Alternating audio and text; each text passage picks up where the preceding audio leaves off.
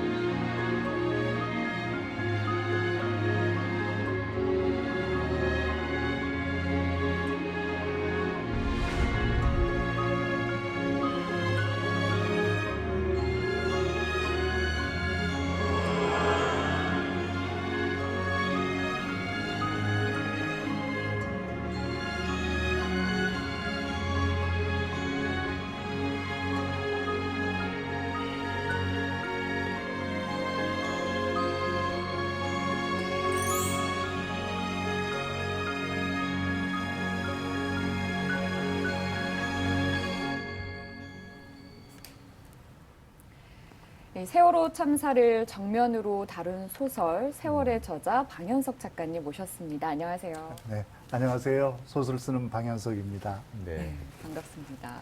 사실은 소설가, 이게 이제 허구의 세계를 만드는 스토리텔러다라고 얘기하지만 그 허구가 그냥 허구만은 아닌 것 같아요. 자기의 인생의 기록, 기억들을 다시 이야기로 만들어내는 게 작가의 본질이 아닌가 생각이 드는데요. 선생님 하면은 우리 새벽 출정이라는 그 어떻게 보면 문학사에 남는 그렇죠. 소설인데요. 그게 1989년이라고 하는 한국의 현대사, 그리고 인천, 세창물산 이런 기억들의 코드가 나와요. 그렇게 보면 선생님 스스로가 그것을 경험하고 체험했었던 세대다라는 생각이 드는데 어떻습니까? 제가 대학을 다녔던 게 전두환 씨가 대통령을 했던 때예요.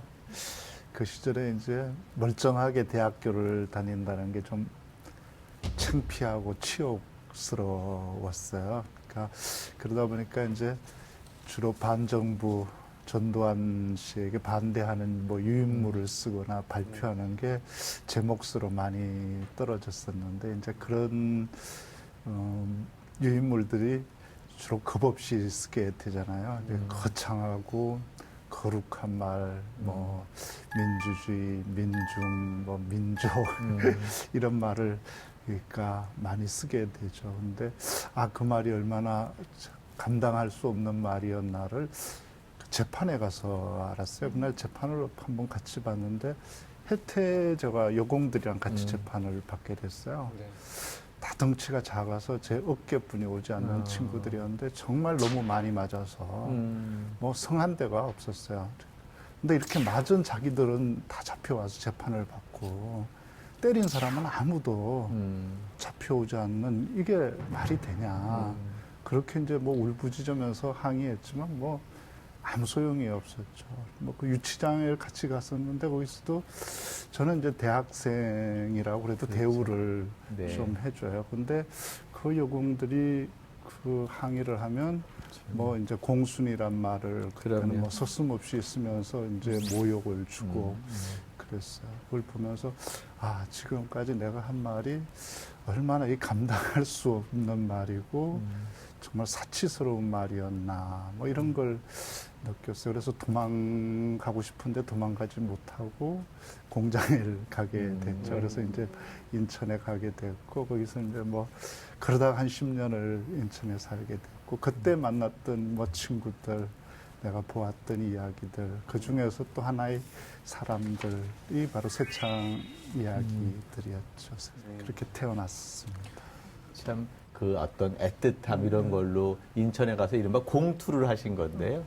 사실 요번 저희들이 소개하는 이 책은 우리 사회의 또 다른 소수자라고 할 수 있는 세월호의 피해자들 또 그 가운데서도 베트남에서 결혼 이주를 오신 분들을 다루다 보니까 어쩌면 선생님께서는 늘 우리 사회의 소수자 또 배려받고 존중받아야 되는데 그러지 못한 그런 분들에 대한 각별한 관심이 있으신 것 같아요. 뭐 저는 그 작가란 게 이익이 아니라 진실의 편을 드는 사람이고 그리고 기억해야 됨에도 불구하고 기억되지 못한 사람들을 기억해주는 사람이라고 생각을 합니다. 그럼 우리 시대에도 마찬가지지만 늘 세상에는 과도하게 주목을 받는 사람이 있는 반면에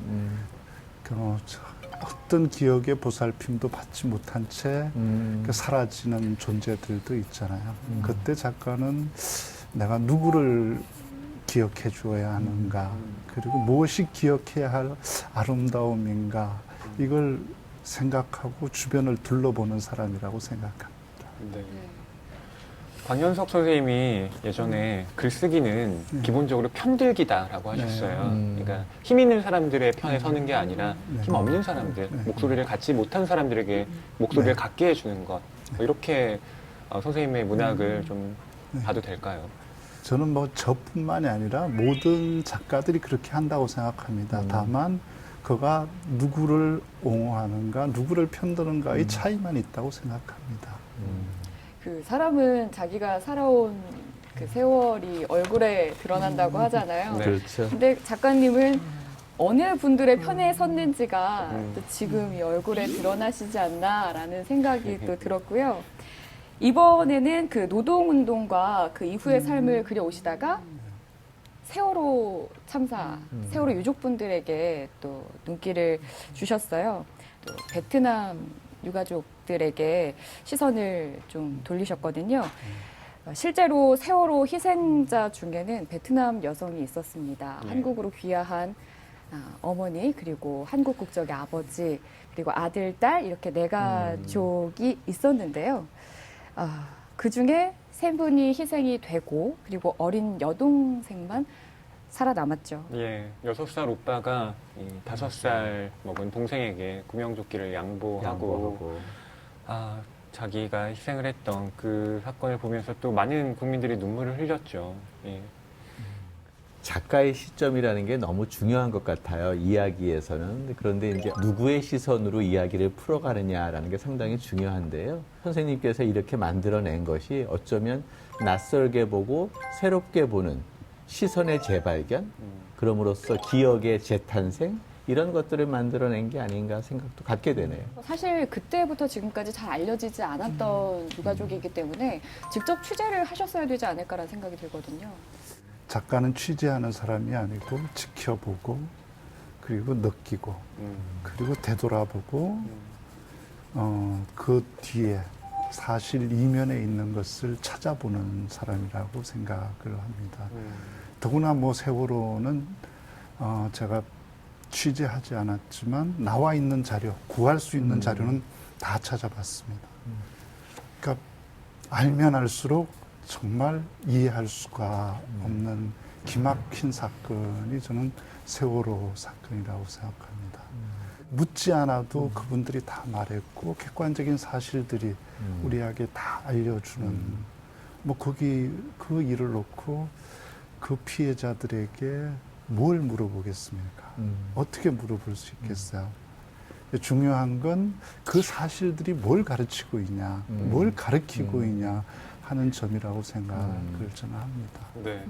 또 이 작품의 그 베트남이 또 주요 배경으로 나오는데요. 사실 방현석 작가님이 베트남을 이해하려는 젊은 작가들의 모임, 회장을 역임하기도 하셨어요. 또 2003년에 황순원 문학상을 받기도 했던 그 존재의 형식이라는 작품 역시 베트남과 또 한국의 관계를 다루고 있거든요. 베트남에 대한 관심이 선생님께 어떻게 좀 생기게 됐는지 궁금해요. 제가 이제 여권을 만들어서 처음 해외에 나간 때 비자 도장을 찍은 나라가 베트남이었어요. 뭐 이를테면 뭐 첫사랑과 같은 거랄까요. 그래서 그때 이제 인연이 돼서 베트남 작가들이 이제 친구로 생기고 베트남과 교류하면서 좋은 것들을 많이 가지게 됐죠. 이 세월의 서문을 읽어보면 그 베트남 그 유족들의 첫 인상을 이렇게 쓰고 계세요. 바다에 잠긴 딸과 사위, 외손자를 찾으러 온 그녀의 아버지는 키가 작았다. 나와 친구들이 해줄 수 있는 일이 많지 않았다. 이렇게 표현되어 있는데요. 도움을 주러 가셨지만 막상 또 어떤 도움을 줘야 하나 또 이런 것에 대한 고민이 많으셨을 것 같아요. 뭐 거기서는 우선 말이 안 통하시니까 어렵죠. 누구도 설명을 잘 받기가 어렵고 그리고 이제 뭐 오가려면 이제 뭐 차비라도 있어야 할 텐데 그러다 보니까 정말 소설에 나오는 것처럼 닭공장에 가서 일을 해야 그 경비를 벌 수가 있었던 뭐 근데 이제 그런 뭐 어려움보다 그분들이 가장 컸던 어려움은 편견이었던 것 같아요. 정말 딸을 잃고 그리고 사위와 그 손주를 기다리고 있는 사람을 바라보면서 그게 한국 사람이 그렇게 기다리고 있으면 너무 자연스럽고 그 슬픔이 당연한데 네. 베트남 사람이 그러고 있는 걸 보면 다르게 생각을 하는 거예요. 무슨 경제적인 보상을 기대하고 여기까지 와서 저러고 있는 거 아닌가 하는 편견에 찬 시선. 가난한 나라의 사람이라고 해서 슬픔이 없겠어요. 경제적으로 어렵다고 해서 자존심이 낮은 건 아니잖아요. 이제 그 편견 때문에 굉장히 힘들어하고 마음의 상처를 그분들이 많이 받았죠. 근데 이 글에 보면 이런 게 나와요. 너도 도축한 닭의 생사를 만지는 게 쉽지 않지? 라고 물어보면서 공장에 안 가는 이유를 얘기하는데 사실 그것보다는 사람들이 자기에게 보여주고 있는 편견 뭐 이런 것들이 더 견디기 힘들었다 뭐 이런 얘기를 하고 있어요. 저는 그래서 닭의 생사를 만지는 거에 상상들을 하면서 얼마나 그들이 고통스러웠을까 이렇게 생각을 해봤는데 그것보다 더 고통스러운 게 우리 마음속에 있는 베트남 사람에 대한 또 다른 오리엔탈리즘이라고 할 수 있죠. 그렇죠. 한국 중심주의. 네. 그런 것들에 대한 이야기를 잘 서술해 주셔서 저는 아주 감동으로 읽었어요. 작가이시기 이전에 한 사람으로서 이분들을 작게나마 돕고 싶다라고 생각하신 것도 좀 대단하신데 이 5년 전에 참사를 생각하면 우리가 많은 질문들을 또 던지게 되고 많은 생각들을 하게 되잖아요. 그래서 이쯤에서 당시 사건을 한 번 더 돌아볼까 합니다. 네. 여객선이 침몰하고 있다는 신고가 해경에 접수됐습니다. 구조대원을 전화로 연결 한번 해보죠. 속옷 차림으로 탈출한 이준석 선장. 사망자 6명은 승무원 22살 박지영 씨, 안산 단원고 2학년 정차웅, 권오천, 임경빈 군, 그리고 신원이 확인되지 않은 여성. 그날 아침 하늘은 기울었을 테고 친구들은 하나 둘 울었으리라. 보고픈 엄마 아빠를 되고 어른들은 나지키 소리쳤었다. 가만히 거기 있으라. 구명조끼를 학생들은 입었다고 하는데 그렇게 발견하기가 힘듭니까? 잊혀질 수 없으니 그리움도 어렵다. 마음에도 못 있고 하늘에도 못 있다. 가만히 거기 있으라. 가만히 거기 있으라. 가만히 거기 있으라. 가만히 거기 있으라.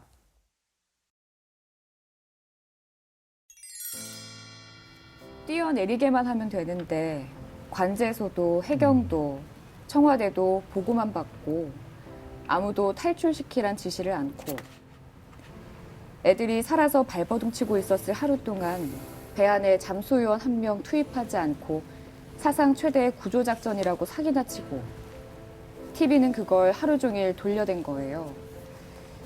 올라온 애들 손톱 다 새카맣게 된 거 봤잖아요. 애들이 차오르는 물속에서 살려고 발버둥 치다 그렇게 된 거잖아요. 애들이 그토록 아프게 죽어가는 시간에 젖은 돈을 말리고 있었던 선장과 어디에도 없었던 나라의 책임자를 난 믿은 거예요. 좀 이 참사를 좀 추격적으로 우리가 탁 바라볼 수 있는 문장이 아니었나라는 생각이 들었거든요. 이 부분은 어떻게 쓰게 되셨을까요? 평상시에는 이렇게 드러나지 않던 그 사람들의 진면목이 딱 위기 앞에 놓이면, 어려움 앞에 놓이면 드러나잖아요. 그 사람의 본성들이 어떤 사람인지. 그것처럼 한 사회도 어떤 위기가 닥쳤을 때 그 사회의 진면목이 드러난다고 보여줬고, 저는 이제 세월호가 바로 우리 사회가 지금 도대체 어떤 사회인지를 여지없이 폭로해준 사건이라고 생각하고, 그 세월호의 그 순간, 그 무책임, 그 이기심, 또 그러면서도 그 속에서 그걸 다 감당해냈고 희생했던 사람들, 그게 누구야? 책임 있는 사람들은 아무도 책임을 지지 않았고, 정말 책임 없는 사람들이 자기 목숨을 희생해서 살 길을 다른 사람에게 양보해준 그것이잖아요. 저는 그래서 이 장면 속에, 그러니까 우리 사회의 전체 모습이 있다, 이렇게 봤어요. 저는 이제 이게 분노도 있지만 슬픔이 있는 사건이라는 생각을 했어요. 네. 이 세월이 언제 나왔는가 하면 2017년 4월 16일에 편했다라고 나와 있어요. 딱 2014년 세월호 사건이 있으면 3년 만에 책이 나왔는데요. 사실 이 세월호 사건을 다룬 책들이 이 작품 말고도 여럿 있었습니다. 그런데 이 작품이 좀 독특하게 느껴지는 건 그간 다른 작품들에서는 주로 한국인 희생자들, 한국인 유족들의 입장에서 이 세월호 사건을 바라봤는데, 이 작품은 물론 그 세월호 사건의 피해자지만 베트남 여성의 가족의 시선에서 그 사건을 보고 있거든요. 선생님, 이 베트남 유가족들을 쓴 이 소설에서 독자들이 읽어줬으면 좋겠다 하는 어떤 게 있었을까요? 시선. 저는 이제 이 세상이 타락했을 때 그걸 구원하는 건 한 번도 지배계급이 아니었다고 생각을 해요. 언제나 세상을 위기로부터 구원한 건 주변부였다.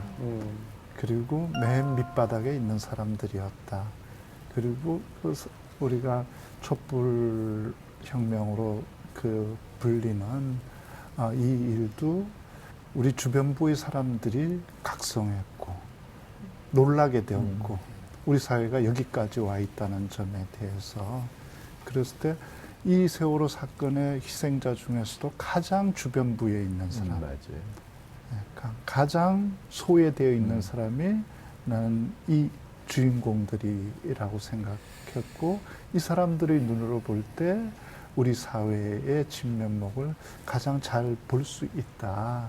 그러니까 정말 낮은 곳에서 차오르는 슬픔을 고스란히 감당했던 그 사람들의 눈으로 보면 무엇보다 정확하게 이 사태의 진실이 보일 거다. 네. 그런 생각을 했습니다. 저희 지금 이야기 나누는 지금 여기에서도 작가님이 얼마나 이 유족분들의 마음을 잘 알고 계신지가 말씀 한마디 한마디에 드러나거든요. 근데 이 책에서도 유족들과 얼마나 많은 소통이 있었고 공감을 하셨는지 느낄 수 있었던 부분이 유족들이 시신이 올라오기를 하염없이 기다리다가 시신이 인양되고 축하를 받는 장면이 있었어요. 세상에서 가장 기막힌 축하였다. 미친 세월이지 않고서야 이게 어떻게 축하를 받을 일인가. 또 나에게 어떻게 해도 그건 괜찮아. 아무도 설명해주지 않아도 내 사위와 내 외손자를 내가 알아보지 못하는 일은 없을 테니까.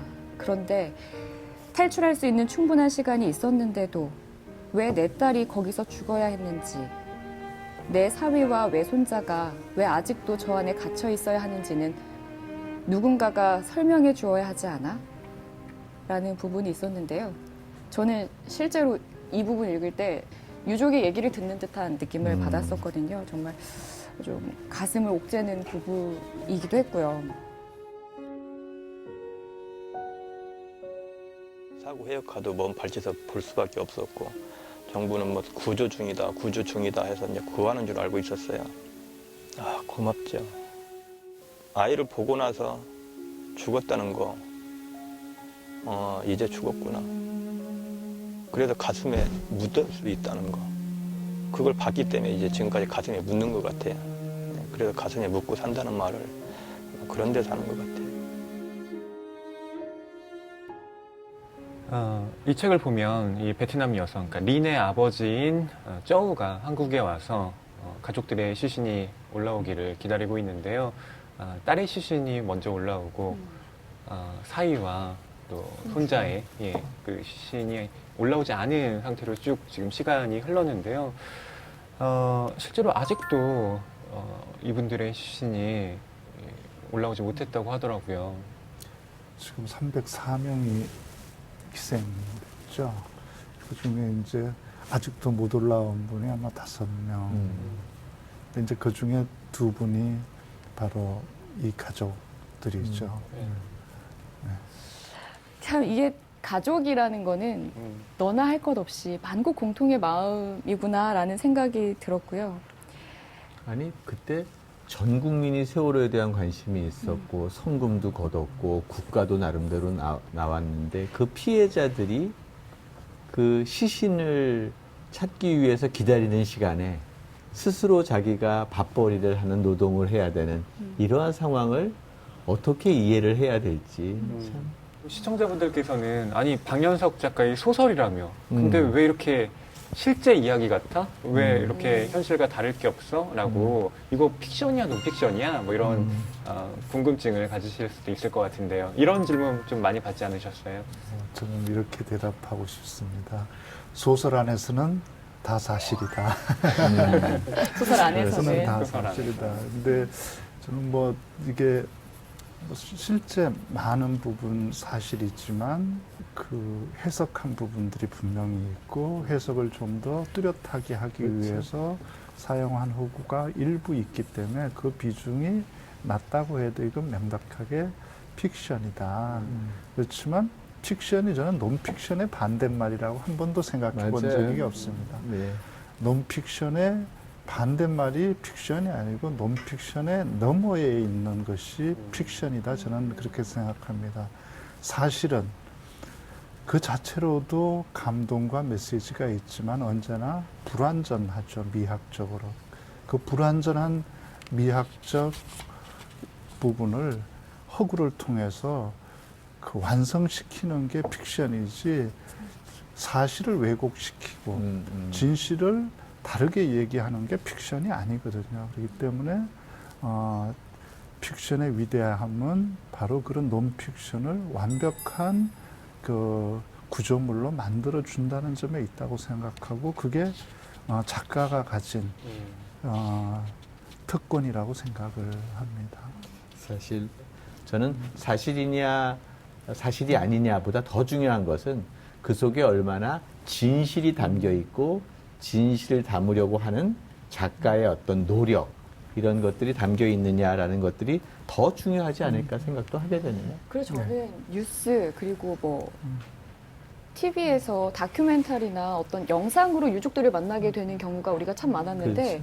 그것보다 더 크게 저에게 어떤 울림을 줬던 게 그렇죠. 선생님의 책이었거든요. 그래서 소설의 힘, 글의 힘을 다시 한번 느끼게 되는 시간이었어요. 네.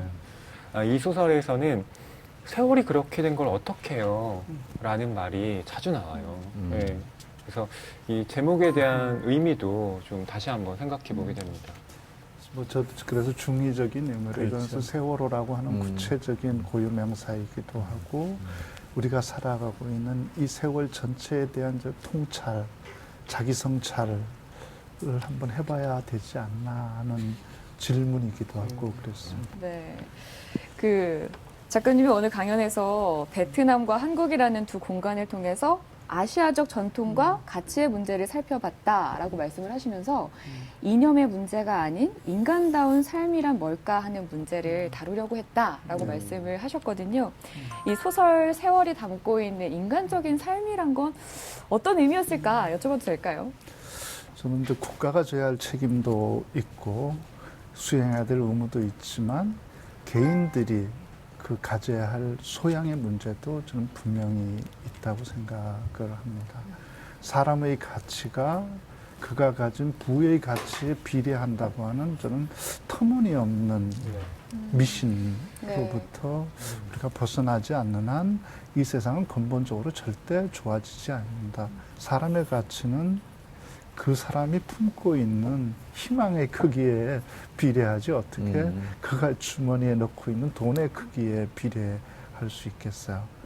그래서 참 그런 이야기가 참 많이 와닿는데 사실 이게 구명조끼에 대한 이야기잖아요. 어떻게 오빠가 동생에게 구명조끼를 양보하고 본인은 죽고 이제 동생은 사는 건데 우리 사회에서 구명조끼는 과연 공평하고 공정하게 배분되는가 뭐 이런 것들에 대한 고민을 하게 돼요. 100명이 타 있는 배에서 100개의 구명조끼는 구비되어 있는가. 어쩌면 선장만 더 크고 안락한 구명정만 만들어 놓고 99개의 구명조끼들은 사라져 있는 게 아닌가. 뭐 이런 생각이 들고요. 인간다운 사회라면 어때야 될까? 그러니까 한 명을 위한 아주 안전한 구명정 만드는 작업 말고 100명 모두가 함께 최소한의 인간적인 생명을 유지할 수 있는 장치, 그런 사회적 노력이 필요한 거 아니겠는가. 막 이런 생각들을 하게 돼서 좀 가슴이 아픕니다.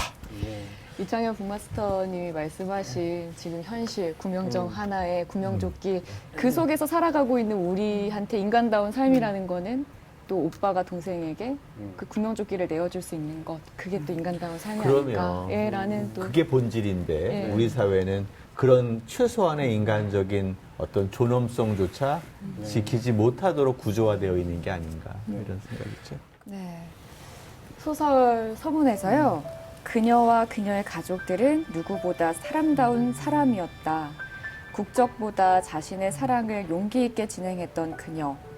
아이들에게 엄마 나라의 말로 엄마를 부를 수 있게 가르쳤던 그녀의 남편.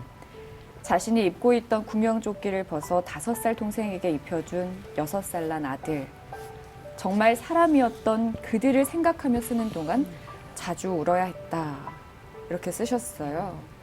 이렇게 한 분 한 분의 삶을 기억하고 그분들의 삶에 의미를 넣어주는 것, 이게 정말 의미 있는 일이 아닌가라는 생각을 하게 됐거든요. 이번 여기 등장하는 인물들이 잘 보여주고 있지만 그가 가진 권한과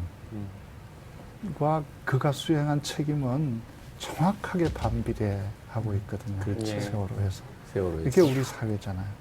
가진 크기만큼 그 책임에서도 져야 할 텐데 가장 큰 고난을 가진 사람이 가장 작은 책임을 지는 여기에서 그러나 이제 우리는 다시 이제 희망을 아래로부터 네. 우리는 찾을 수밖에 없고 그게 가장 말단 객실 승무원이 그 자리를 피하지 않고 선장이 해야 될 역할을 그렇죠. 그 객실 승무원이 하고 6살짜리 아이가 자기 5살짜리 동생을 챙기고 자기가 살 수 있었음에도 그 순서를 친구들에게 양보했던 고등학생들 또 학생들과 함께 또 운명을 같이 했던 선생님들. 그래서 우리는 더 보면 무책임한 사람들은 최고의 책임자들이었고 나머지 대부분들이 그 책임을 다했다는 사실에 저는 주목해야 하고 그 사람 한 사람들을 우리는 기억해야 한다고 생각해요.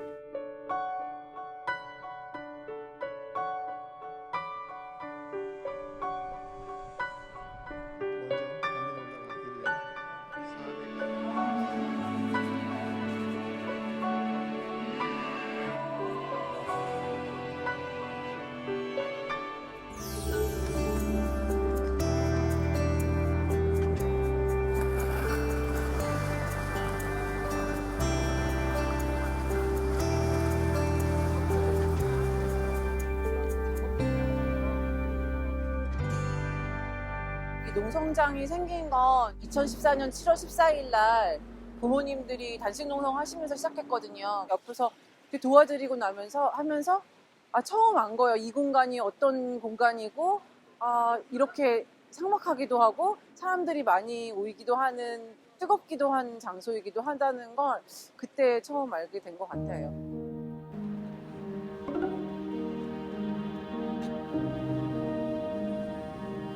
가운데는 기억의 문이라고 아이들의 얼굴이 이렇게 있었던 사진들을 다 붙여놓은 게 있었고요.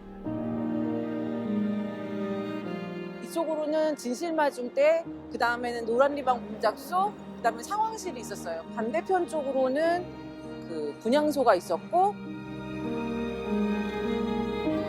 분향소 있을 때는 거진 매일 저녁에 와서 아이들 잘 있나 보고 이렇게 퇴근을 했고요. 요즘에는 그렇지 않고 이렇게 지나가면서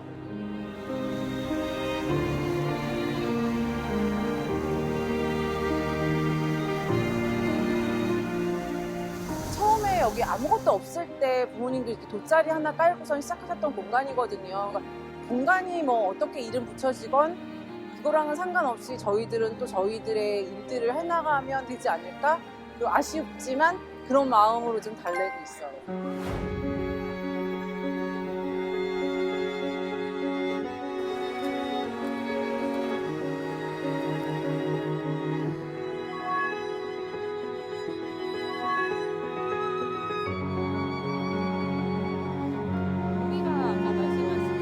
네네, 여기 작업실이에요. 여기 3층에 있어요.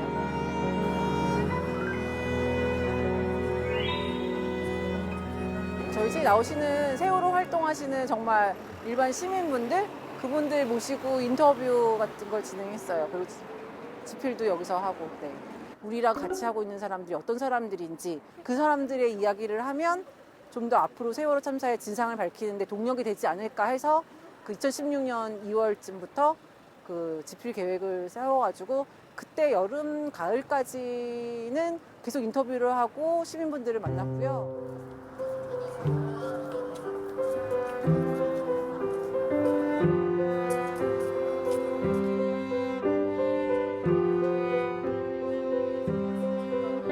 다들 추모를 어떻게 하면 좋겠냐고 많이들 물어보시는데 사실은 연대하는 것과 추모하는 것은 크게 어렵지 않고 자기 생활이나 자기 삶의 일부를 이 세월호에 좀 아주 일부 1%라도 좀 떼어서 좀 주시면 좋겠다. 그렇게 하다 보면 자꾸 기억하게 되고 내가 뭘 얘기할 수 있는 건 없을까? 이렇게 찾게 되거든요. 그런 것들로도 저희는 앞으로 나갈 수 있지 않을까 생각하고 있습니다.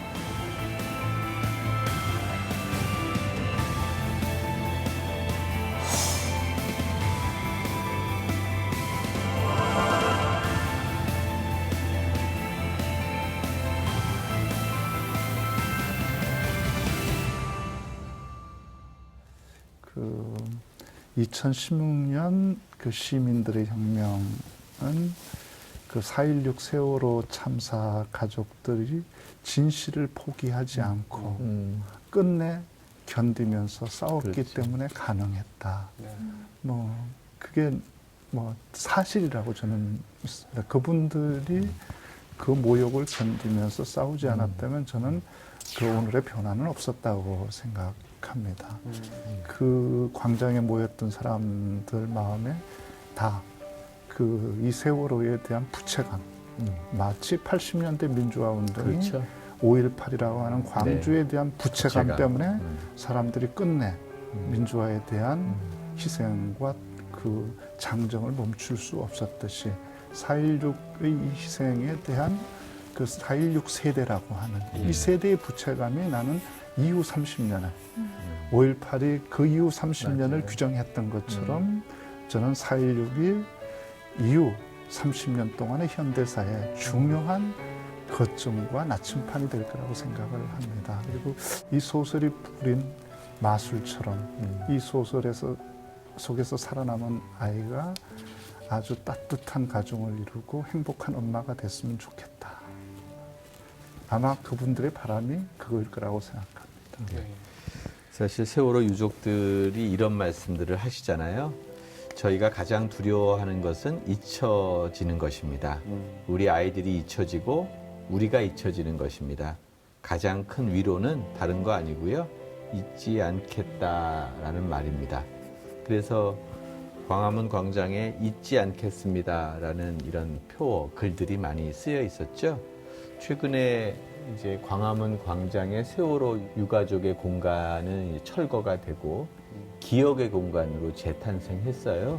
저는 이걸 보면서 우리가 이제 저 세월호를 유가족들은 떠나보냈고 영정도 떠나보내드렸지만 이제 우리가 더 크게 우리 시대가, 우리 세대가 저걸 기억해서 새로운 역사를 만들어야 되는 과제를 갖고 있는 게 아닌가라는 생각이 들고요. 그런 면에서 방 작가님께서 말씀하신 이것도 그런 기억의 작업의 일환이 아닌가 생각이 드네요.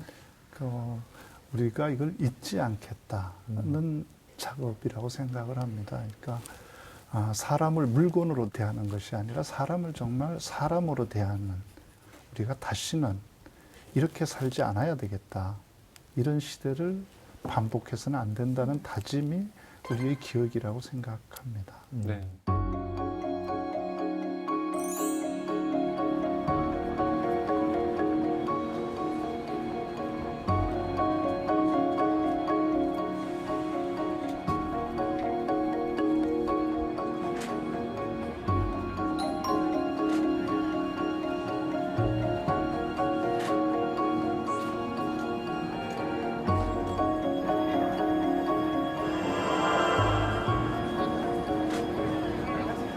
항상 천막으로 돼 있어가지고 좀 오래되니까 변색도 되고 해서 좀 안 좋았는데 이렇게 오늘 뭐 이게 전시관이 오늘 완공된다고 해서 또 와봤습니다.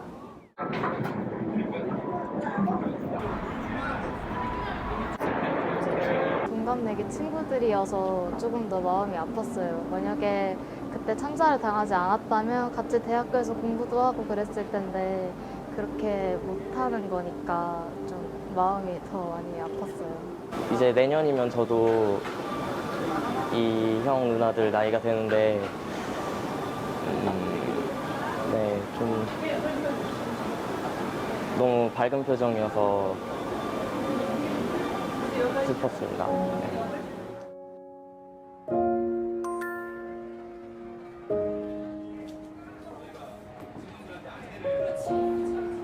학원 가방 같은 데다가 리본 같은 거 매기도 하고 그러고 다니는 것 같아요. 잊지 않으려고. 영상을 통해서 사라진 공간을 다시 추모하고 또 잊지 않도록 하기 위해서 다큐멘터리를 만들었습니다. 저 나름대로도 제가 이제 세월호 리본도 달고 세월호 팔찌하고 옷 입고 하는 것이 저한테도 위안이 돼요. 예전에 세월호 집회 때 그 어머님이 우리가 많이 기억해 주는 게 위안이 된다고 그러셨어요. 그래서 그것 때문에라도 기억을 계속 해야겠다.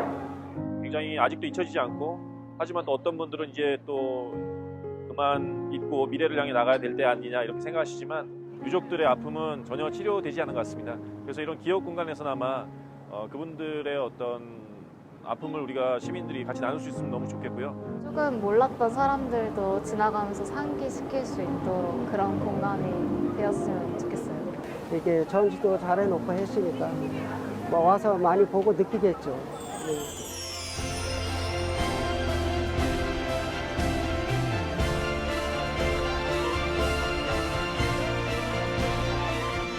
유가족분들 항상 힘내시고 5년이라는 시간이 흘렀는데 아직까지도 사람들이 많이 인식하고 잘 알고 있으니까 좀 더 힘내시고 하나하나 기억하고 응원하는 사람이 있다는 것만 아셨으면 좋겠어요. 네.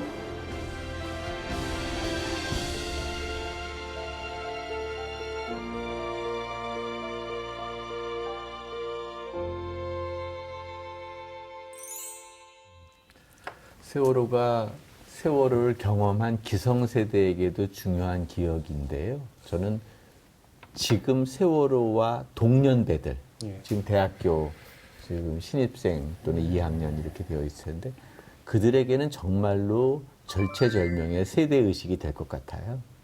그런 생각이고 그런 의미에서 청년 작가들 또는 그들이죠. 우리 대학생, 신입생들 그 작가들에게 뭐 당부하고 싶은 이야기 이런 게 있으실 것 같아요. 우리가 5.18을 문학으로 쓰는데 많은 시간이 걸렸듯이 그러니까 우리 4.16 세대라고 하는 이 세월호를 체험한 세대들이 이걸 객관화해서 제 작품으로 만드는 과정에는 그 자기 시간들을 더 많이 요구하지 않을까. 그러나 저는 분명히 하나의 시대의 분기점이었고 선생님 말씀하신 대로 한 시대를 좌우할 근거이기 때문에 문학으로 반드시 재조명될 거고 끊임없이 다른 각도로 재해석될 거라고 생각합니다. 그리고 유능하게 우리 후배들이 더 좋은 작품을 쓸 거라고 믿습니다. 네. 오늘 방현석 작가님과 여러 가지 이야기를 나눠봤는데요. 두 분 어떠셨어요, 오늘? 저는 좀 가슴이 무겁기도 하고 또 그러면서도 새로운 희망을 얘기했는데 아까 당부 뭐 하기는 참 어려운데 오히려 그들이 더 많이 느끼고 있을 것이다. 그리고 앞으로 시간이 필요하다. 뭐 이런 말씀이 그래도 소명의식을 갖고 체험한 그 세대에게 믿음을 주는 말씀이 아닌가 생각이 들어서 나도 그렇게 좀 여유 있게 대해야 되겠다라는 생각을 갖게 됐어요. 저는 그 문예비평가 발터 베냐민이 역사에 대한 얘기가 떠오르더라고요. 역사라는 건 다른 게 아니라 억압당한 자들이 빼앗긴 것들을 되찾아오는 거라고 얘기해요. 근데 저는 그게 역사뿐만 아니라 문학이 하고 있는 역할이기도 하다고 보거든요. 방현석 작가님이 바로 그런 임무를 맡아서 이렇게 좋은 책을 써주신 게 아닌가라는 생각을 하게 됐고요. 그 바다를 보면서 또 이 자리에서 느꼈던 여러 가지 감정들을 좀 떠올려 보려고 해요. 네. 저는 오늘 좀 되게 죄송한 마음이 컸던 것 같아요.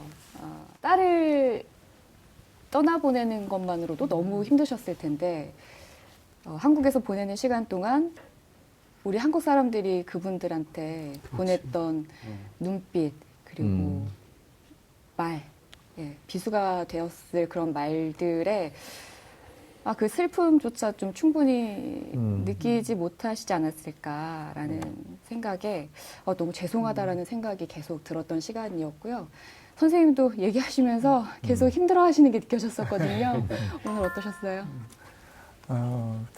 그 슬픔마저 이렇게 차별받지는 않았으면 좋겠다 하는 생각을 하면서 이제 이 책을 냈었는데 오늘 우리 세 분 선생님이 너무 깊이 읽어주셔서 굉장히 고맙고요. 또 아마 이 아픔을 함께 견뎠던 우리 세대의 사람들, 우리 다음 세대의 사람들과 함께 아마 베트남에 있는 그 우리 가족들도 한국인들이 이렇게 깊이 또 이해하고 편을 들어주고 있다는 걸 이제 아마 이렇게 보게 되면 너무 행복하지 않을까, 많은 위로가 되지 않을까 생각합니다.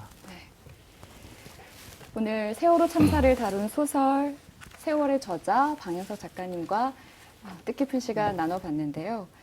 한 분 한 분 정말 끝까지 인간다운 삶을 사셨을 우리 희생자분들, 그리고 아직도 진실을 기다리고 있는 우리 유가족분들에게 조의를 표하면서 이 시간 마무리하겠습니다. 함께해 주셔서 고맙습니다. 네. 감사합니다.